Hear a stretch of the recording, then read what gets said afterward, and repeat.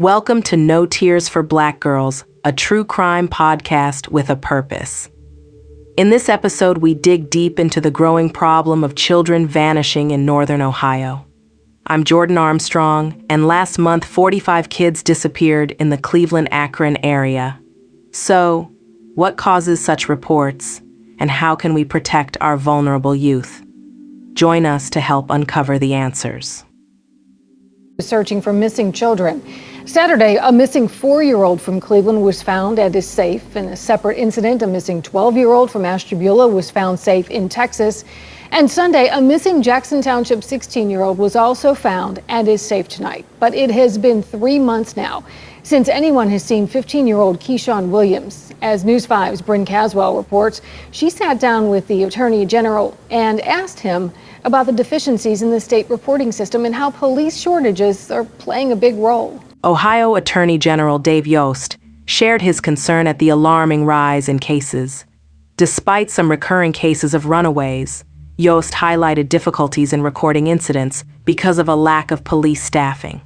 The shortage of police staffing hinders the correct supply of data on runaway cases, abduction, or sex trafficking, which is a pressing issue highlighting the effect of local conditions on a nationwide priority. John Majoy, president of Cleveland Missing and the police chief of Reedburg Heights, also weighed in on the increasing number of missing children's cases.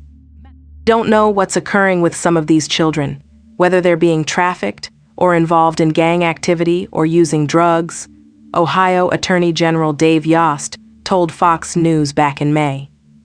He expressed his fear of such vulnerable situations and the difficulty of relying on local officials who cannot provide quick help. At the end of the day, I trust the diligence of a concerned parent more than an overworked bureaucrat whose job is to enter data into a computer, he added. There has been a surge of young people reported missing in Ohio. Some researchers think many cases involve runaways, while others fear predators among the unassuming youth. Keyshawn Williams, 15, Gideon Hefner, 14, and Cameron Nicole Golias, 17, were last seen in June. Elijah Hill, Iana Graham, Tiana Tompkins, and Morris Hamrick disappeared in September. Honesty Howell and Chloe Hadley vanished within 5 days of each other earlier this month. The state is now working with the University of Toledo to create a better data collecting platform that could aid them in finding these minors. As a community, we need to do more, she told News 5 Cleveland. We must make this a priority. By prioritizing things like updating our website with missing persons info, we can stay informed about what is happening in our neighborhood, she said. This is our community. We want to know what is going on, especially concerning our children. With so many kids going missing, we need to take action and not treat it lightly. Do stories around missing children and sex trafficking leave you feeling anxious? I feel ya. So much of what we read in the news only tells part of the story.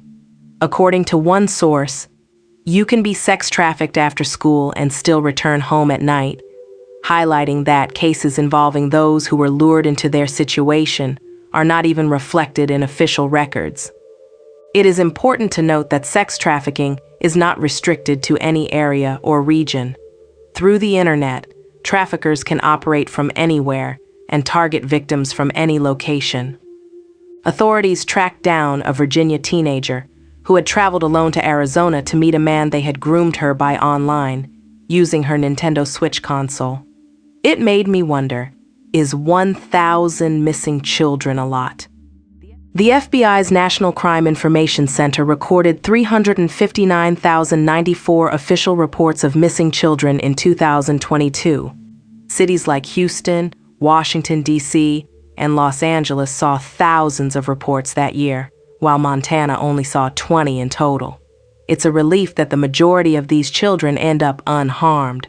Officers still must file reports for each one reported missing. It's devastating to think that they still separate 50 children from their families out of the 1,072 reported missing in Cleveland. That means that almost 50 remain separated from their families. If you appreciate our work and would like to support us, Please show your appreciation by liking, sharing, following, and leaving a positive review. May the blessings of God be with you. Stay loved and safe.